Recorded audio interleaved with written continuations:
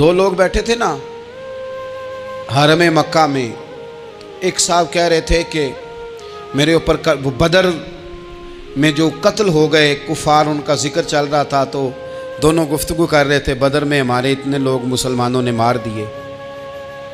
تو ایک ان میں کہنے لگے کہ اگر میرے اوپر قرض نہ ہوتا اور میرے چھوٹے چھوٹے بچے نہ ہوتے تو میں تو تلوار لے کے جاتا اور مدینہ شریف جا کے معاذ اللہ بدلہ لے آتا. دوسرا کہنے لگا میں دیتا ہوں نا تیرے بچوں کا خرچہ بھی اور میں تیرا قرضہ بھی اتارتا ہوں، تو جا.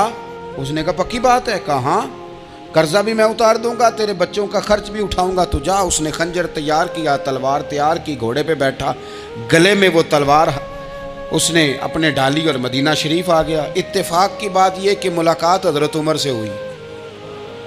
جناب عمر کہنے لگے مجھے تیری نیت ٹھیک نہیں لگتی. پکڑا کدھر آئے ہو؟ کہنے لگا میں تو بدر کے قیدیوں کے بارے میں بات کرنے آیا. فرمایا تلوار لے کے چل تجھے حضور کے پاس لے کے جاتا ہوں. نبی کریم کی بارگاہ میں لے گئے تو حضور فرمانے لگے کیسے آئے ہو؟ کیسے آنا ہوا؟ کہنے لگے جی میں تو بدر کے جو قیدی آپ کے پاس ہیں ان کی بات کرنے آیا تھا. تو حضور فرمانے لگے چل پھر باقی کی میں سناؤں. خیال آیا مسلمان نیک و بد پہچان جاتے ہیں، محمد آدمی کے دل کی باتیں جان جاتے ہیں صلی اللہ تعالی علیہ وسلم. فرمایا میں سناؤں؟ حضور کیا؟ فرمایا تم اور فلاں بن فلاں وہاں بیٹھے ہوئے تھے نا حرم مکہ میں فلاں پہاڑ کے ساتھ ٹیک لگا کے، اور تم نے یہ کہا تھا نا کہ قرضہ نہ ہوتا، بچے چھوٹے نہ ہوتے تو بدر کے مقتولین کا میں بدلہ لیتا.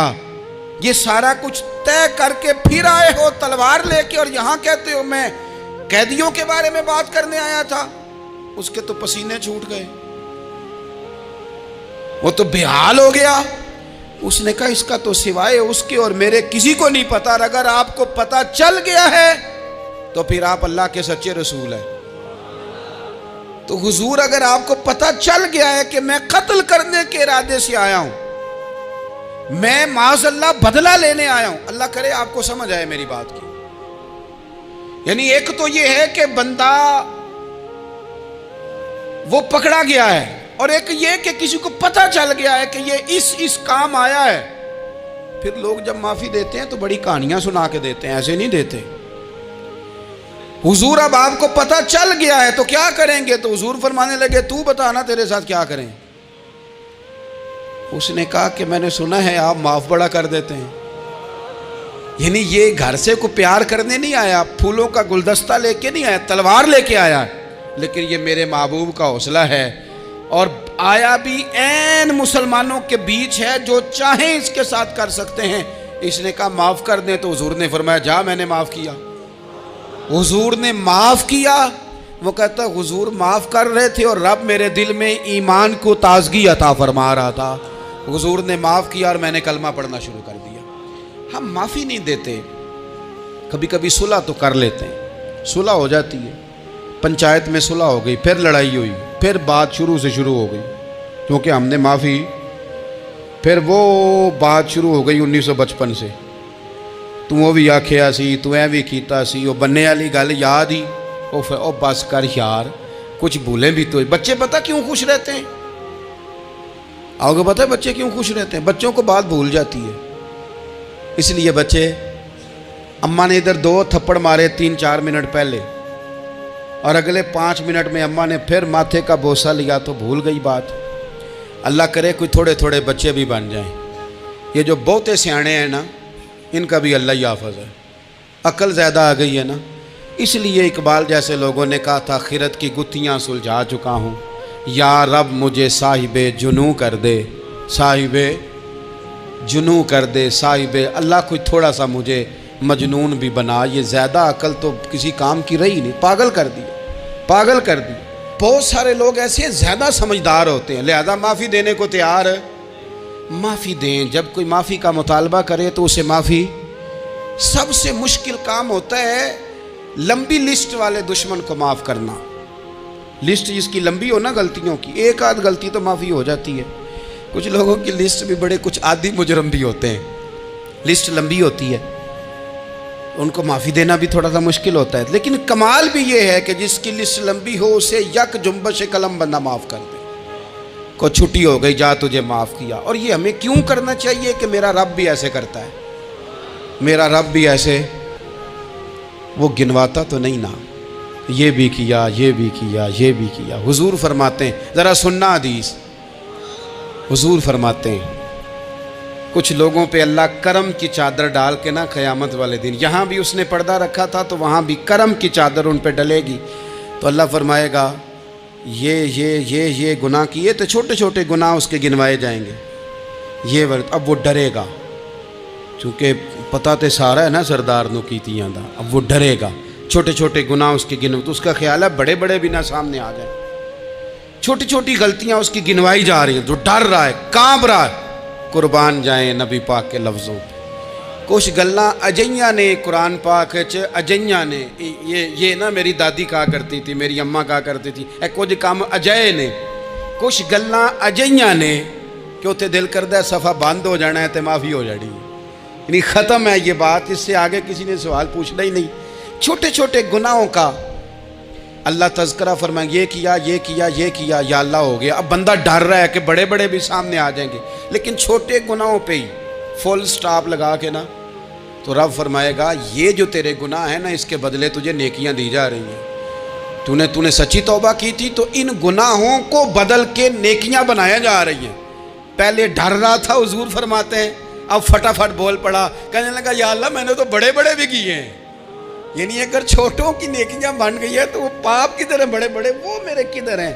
کریم یہ بات کر رہے ہیں اور صحابہ رو رہے ہیں، میں نے تو بڑے بڑے بھی کیے ہیں، بڑے بڑے کدھر ہیں۔ اللہ تعالیٰ بندوں کو معاف فرماتا ہے، رب اپنے بندوں کو وہ معاف کرتا ہے۔ اگر اللہ معاف نہ کرے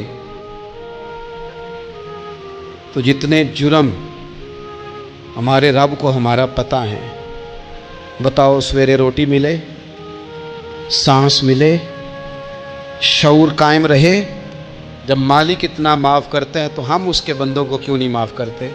کر دیں معاف۔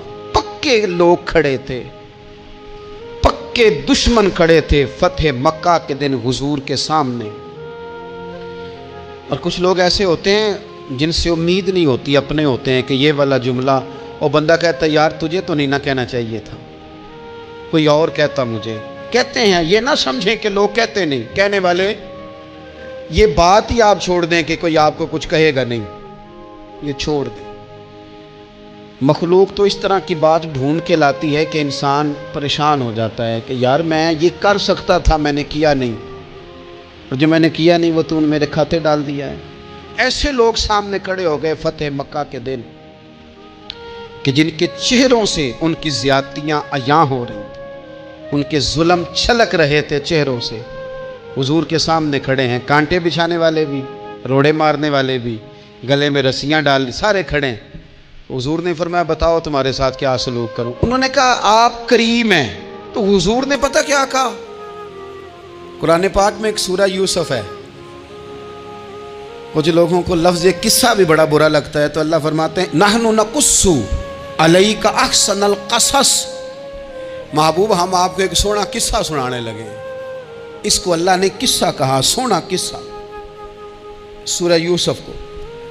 تو سورہ یوسف کیا ہے بھلا؟ ذرا انداز دیکھیے سورہ یوسف کا۔ پہلے حضرت یوسف لاڈلے ہیں باپ کے، لاڈلے، پھر اسی جناب یوسف کے منہ پہ تماچے ہیں، پھر وہی جناب یوسف کنویں میں ہیں، پھر کنویں سے بچ گئے، کنویں میں گرا بھی بندہ کبھی بچتا ہے، بچ گئے، اللہ کی شان ہو تو بچ جاتا ہے، بچ گئے، فرماتے ہیں میں نے سمجھا بچ گیا ہوں، جب بچ گیا تو بڑی تکلیف ہوئی، بھائیوں نے کہا ہمارا غلام ہے، ہم نے بیچنا ہے، سگے بھائیوں نے بیچا، جو باپ کی طرف سے سگے تھے بیچا، فرماتے ہیں میں بکا، اب بڑا پریشان تھا کہ یار کبھی آپ غور کریں نا کسی کا ریٹ لگ جائے، فرماتے ہیں اب بڑا پریشان تھا، اور جب میں مصر میں گیا تو میں کونے میں کھڑا ہوں اور لوگ مجھے خرید رہے ہیں۔ محبت میں یہ قصہ سنانا تو آسان ہے کہ بی بی اٹی لے کے آ گئی تھی، پر جو بیکرا ہے اس کا بھی تو حال دیکھو نا کیا ہے، اس کا ریٹ لگ رہا ہے، یہ بھی تو بڑی۔ اور جناب یوسف کہتے ہیں پھر عزیز مصر نے خرید لیا تو بادشاہ کے گھر گیا تو کچھ سکھ کا سانس آیا، یہ حضرت یوسف ہیں، یہ لاڈلے ہیں، فرماتے ہیں سکھ کا سانس لیا ہی تھا کہ جناب زلیخا نے الزام لگایا، اور وہ غلطی معاذ اللہ جس کا تصور بھی نہیں، اس کی پاداش میں سالوں جیل کاٹا۔ لیکن خدا کی حکمت ہے نا، اللہ کا کرم ہے نا، جس ملک کے وہ قیدی تھے رب نے اسی ملک کا حکمران بھی بنا دیا۔ یہ اللہ کی حکمت ہے نا، تقاضے ہیں نا۔ صبح کے تخت نشین شام کے مجرم ٹھہرے، ہم نے پل بھر میں نصیبوں کو بدلتے دیکھا۔ وہ جو چاہے جب چاہے کر دے۔ تو جب وہی بھائی مجبور ہو کر سوالی بن کر سامنے آئے ہیں، پتہ کیا ہوتا ہے، بندہ معاف کر دیتا ہے، بہت سارے لوگ معاف کرتے ہیں پر کہانیاں سنا کے، پتہ جے نا ادوں کی آکھیا ساجے، پتہ جے نا ادوں کی کیتا ساجے، پھر پتہ جے نا تسی اے بھی آندے سو، یہ ساری کہانیاں سنا کے۔ لیکن حضرت یوسف کے سامنے کھڑے ہو گئے، جناب یوسف نے بات چھیڑی کوئی نہیں، فرمایا تم سے بات ہی کوئی کرنی، جاؤ تمہیں سارا کچھ معاف کیا۔ اب جب یہ لوگ مکے والے حضور کے سامنے کھڑے، اس طرح معافی دینی چاہیے۔ یہ جب سامنے کھڑے ہوئے تو حضور نے فرمایا پتہ ہے تمہارے ساتھ کیا سلوک کرنے والا ہوں؟ کہا حضور نہیں، فرمایا وہی جو جناب یوسف نے بھائیوں کے ساتھ کیا تھا، پچھلا صفحہ پلٹنا ہی کوئی نہیں، جاؤ تمہیں معاف کیا، جاؤ تمہیں معاف کیا، جاؤ تمہیں معاف کیا۔ اور صرف معاف نہیں کیا، ساتھ عزت بھی دی۔ سب سے زیادہ مقابلے تو حضرت ابو سفیان نے کیے تھے نا، آخر تک وہ آئے تھے، آج وہ کلمہ پڑھ رہے ہیں، سردار ہیں، کلمہ پڑھ رہے ہیں، تو نبی پاک نے صرف معافی نہیں دی، عزت بھی دی۔ فرمایا جناب ابو سفیان چونکہ اب مسلمان ہو گئے ہیں، میں سب کو معاف کرتا ہوں، جو اپنا اندر سے دروازہ بند کر لے اسے بھی معاف کرتا ہوں، اور جو ابو سفیان کی حویلی میں آ جائے اسے بھی معاف کر دوں گا۔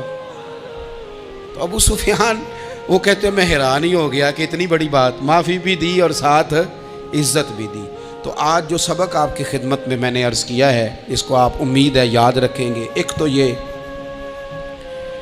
کہ معافی مانگ لیں، اگر کسی جگہ ہمارا معافی مانگنا اگر ہم سمجھتے ہیں، ہمارا دل ضمیر گواہی دیتا ہے کہ مجھے معافی مانگنی چاہیے تو معافی مانگے۔ اور دوسرا پھر معافی دیں بھی، اور معافی دیں، سیاسی صلح نہ کریں، معافی دیں تو پھر واقعہ ہی دیں، دل سے دیں۔ اور آخری بات یہ کہ جس طرح ہم نے لوگوں سے معافی لینی ہے اور معافی دینی ہے، اسی طرح جہاں ہم سے شرعی قباحتیں ہوئی ہیں، اخلاقی کمزوریاں ہوئی ہیں، ایک بات تو اچھی طرح سمجھ لیں کہ نفل پڑھنے سے حقوق العباد نہیں معاف ہوتے، وہ بندے سے معافی مانگنے سے ہی ہوتے۔ ساری رات کو بندہ تسبیح پڑھے اور کہے کہ میں نے اماں کی نافرمانی کیا تو معافی ہو جائے گی، نہیں، وہ اماں ہی معاف کرے گی تو معافی ہوگی، وہ ابا ہی معاف کرے گا تو پھر ہی معافی ہوگی۔ تو جو جہاں شریعت کی مخالفت کی ہے وہاں بھی معافی مانگیں، اللہ کے حضور گڑ گڑائیں، توبہ کریں، اور توبہ بدل جانے والی کریں، تبدیل ہو جانے والی توبہ کریں۔ معافی مانگ بھی لیں، معافی دے بھی دیں، اور آپ سے یہ بھی گزارش کروں گا کہ جہاں اللہ رسول کی ہم سے نافرمانی ہوئی ہے وہاں تنہائی میں 2 نفل پڑھ کے، تنہائی میں اللہ تعالیٰ سے بھی معافی کے خواستگار ہوں۔ یاد رکھیں جب اس کی خفیہ تدبیر آ گئی تو پھر معافی کا وقت ہو سکتا ہے خدا نہ کرے ہمیں نہ مل سکے، تو اب وقت ہے، خوب استغفار کریں، خوب معافی مانگیں۔ تو دوستو آج کے لیے بس اتنا ہی۔ اگر آپ کو ویڈیو پسند آیا ہو تو ویڈیو کو ایک لائک اور چینل کو سبسکرائب کرنا مت بھولنا، اور کمنٹ میں ضرور بتانا آپ کو ویڈیو کیسا لگا۔